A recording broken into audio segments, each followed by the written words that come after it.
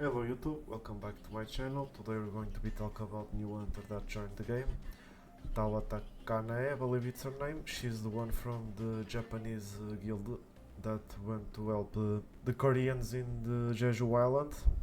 Help in quotations, of course. If you saw the story, you know what happened. If you haven't reached that part yet, or if you're just following the anime for the story and haven't reached that part, then I won't be spoiling. You'll understand once you get there, but it's the one that I was looking forward the most from Japanese guild. Her and Goto Ryuji, of course. Goto Ryuji seems like it's going to be the next hunter, but for now we have Kanae, the one that I was expecting the most to come to the game from the Japanese guild. It's the one probably the hunter with design I like the most from the game and from the anime, apart from Sang Jinwoo, of course, and Shine, and that's pretty much the ones I like the most on the anime in terms of design, with Kanae being the one I like the most, apart from Sang Jinwoo, and the Shadows and Monarchs. The rest are cool, but not the ones I like the most. Radiru, Ezil Radiru is also a design I like a ton, but not as much as Kanae's design. And in the game, they made justice of her design, and she is really fun to play and really good as well, in my opinion. So what does she do? Let's see and how to build her and what she does. So the new hunter, Kanae. It's a fire hunter, a fire assassin. I felt like she was going to be dark from her design. It felt like a dark type hunter, but I believe they never showed what she does in the manhwa, so I think they decided to go for fire because of the new weekly boss. That's quite hard to deal with, and they wanted you to have another good hunter for the boss. That's fire, since the boss is weak to fire. At least the first stages are weak to fire, and you need the fire hunters. They gave you another fire hunter to use, and a quite good one at least, and a really good weapon for her. It increases your attack by 6% and your critical rate by 14% at advancement 2. The more advancements, the higher the stats will be, so it's really good for her, and it gives her a ton of damage, especially the fact that it will give you almost 100% crit rate. If you max this, you might be able to reach the 100%, and if you reach 100% unless the boss has red numbers, you're going to be able to crit every time, basically. For what she does, she scales off attacks, so you're going to be wanting to go attack percent artifacts, and she has an interesting kit. What you want to do with her kit is use her first basic skill. It's the first thing you're going to do in the game. It's activate her first basic skill. Once you activate her basic skill, you're going to have 3 stages of the second basic skill. As you can see, you have the Crimson, Scarlet and Fire stages. By activating the first Crimson skill, you activate the Crimson stage of the second. Once you do the Crimson stage, you do an enhanced core attack, and the enhanced core attack will activate the second stage. That will increase the damage even more. And once you use the Scarlet stage, you immediately can use the Fire stage. The Fire stage is the stage that deals the most damage and also increases your ultimate damage. She's going to be focused on her basic skills and her ultimate, so you're not really going to need to level up the rest as much as the skills and ultimate, but if you want, you can also always do that. For special skills, the support skill is just a big chunk of damage, so if you're not going to use her for damage, you don't need to level this up. It's not going to be that useful. The power you gain from leveling the skill, it's not that important, so you don't need to waste resources on this if you don't want to. Intro skill, it's like everyone else, just damage when you enter. It's always nice to have a bit of some levels on the intro skill, since you're going to use it in every match, since you're going to be rotating your hunters a ton, and this is good to have some levels on. Her ultimate, as I said, is the one you're going to be using the most alongside your skills, like every hunter. She deals massive amounts of damage, and it's basically a big chunk of damage ability, not really that much to say in this ability, just that you're going to deal tons of damage. Her passive. The passive is basically what I mentioned. It's the basic skill stages. The second basic skill has 3 stages, and that's basically her passive. Once you use the first skill, you activate Crimson. When you activate Crimson, you can use Enhanced Core Attack. That also has a bonus damage equal to 50% of the damage dealt by the skill. Then you activate Scarlet. Scarlet will immediately let you use the fire form, so you go from Scarlet to Fire. Fire will increase Sushigumu's damage by 70%. Sushigumu, it's your ultimate, so you go for second basic skill until you finish the stages. Once you finish, you go for the ultimate. And once you do the last stage, you lose all the effects, so you have to restart. Apart from that, I usually don't talk about advancements, but since I'm going to talk about the artifact and I talked about the weapon, I have to talk about the first advancement, and it's the reason why you can go until 100% crit rate on her. It's because once you kill enemies, you get instinct instances, and once you reach 10 instances, you become the 6th sense. Instinct gives you 1% crit rate for every instance, so 9 instances will be 9% crit rate. Once you get to the last stack, you'll go to 6th sense. So 6th sense will increase your crit rate by 20%, so it's free 20% crit rate.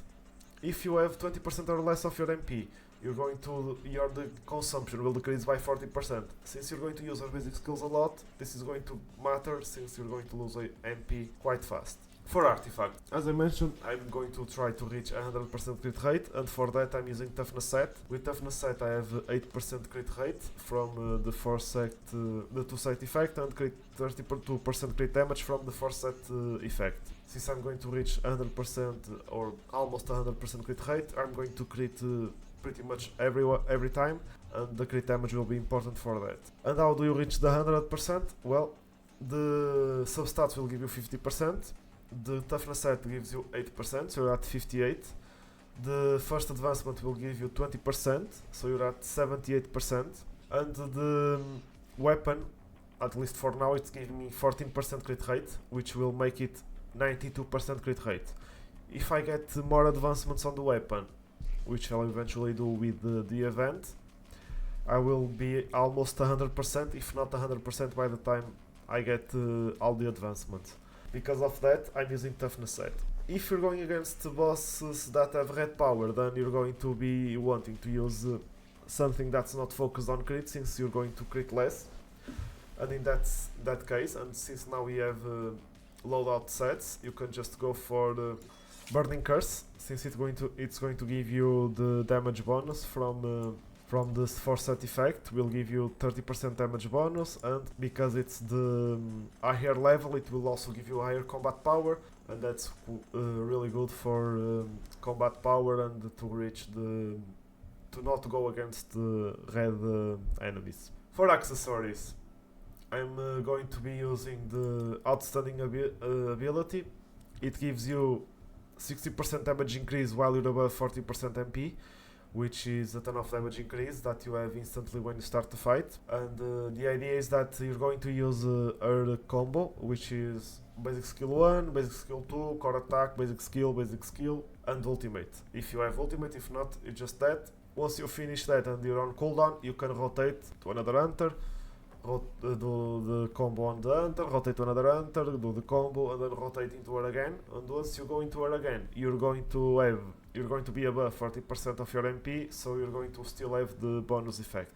If you're going to use her more on the field and you're going to feel like you're always low on MP, you can switch this Burning Curse. Since if you're going to use toughness, you can go Burning Curse, or you can go 8-piece Burning Curse. That way you're going to be 50% damage increase, but as we can see, it's not that worth it to go for that bonus increase, since you have more previous artifacts. This is a new one, but you also have an old one that got buffed to 60% the damage increase.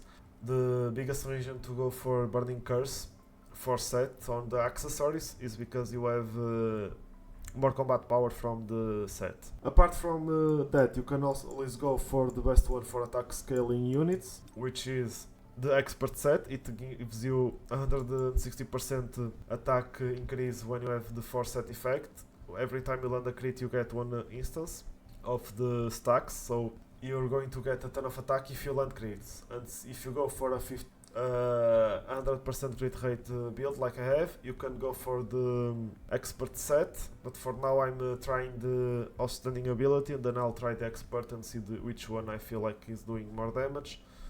But I also need good artifacts for that, and for now I'm happy with the ones I have in the obsidian necklace set. And the other set I was talking about that you can use is Executioner. In the start of the fight you're not going to have the damage increase, but once you reach the 70% HP threshold you're going to have the damage increase bonus always active, even if you have low MP. So it's between your preference basically. If you think you're going to prefer use more the Executioner because you're going to be low in MP a ton of the time, you can go Executioner. If you feel like you're not having problems with MP, then Obsidian Necklace will always be outstanding, abilities will be active, and it's probably going to be better to have something that's always active than something that has a condition that will eventually be active. That's pretty much how to build her and how to play her. She's quite fun, she felt really smooth to use, and I enjoyed quite a bit the playstyle of Kanae, and if you summoned for her, I think she's worth it. If you didn't, I like her. I'm not sure if she's going to be the best yet, but she feels like she's going to be quite strong and deal a ton of damage, especially if you're going against fire weak enemies. And for fire teams, especially if you have advancements on her, she's going to be really strong. She's going to be the strongest, one of the strongest fires you can have because of the forceful advancement. Fire damage increases by 12% for each fire member in the party, stacking up to 3 times. So just by having her you have 12% increased fire damage, but if you have a full fire team you're going to have 36% fire damage bonus just from having a fire team, and that's a ton of free damage from her advancement. So you're going to want her if you're going for a full fire team, especially for the new boss. She's going to be quite good in that. But yeah, that's pretty much it. That's how you build her, at least how I'm going to build her, and how I think it should be built. I'm not saying it's the best way to build her, but you have options, and you can try. Now with presets you can change freely and use her as you like. And that's pretty much it. If you enjoyed the video, please leave a like, comment, subscribe, and see you in the next one. Goodbye.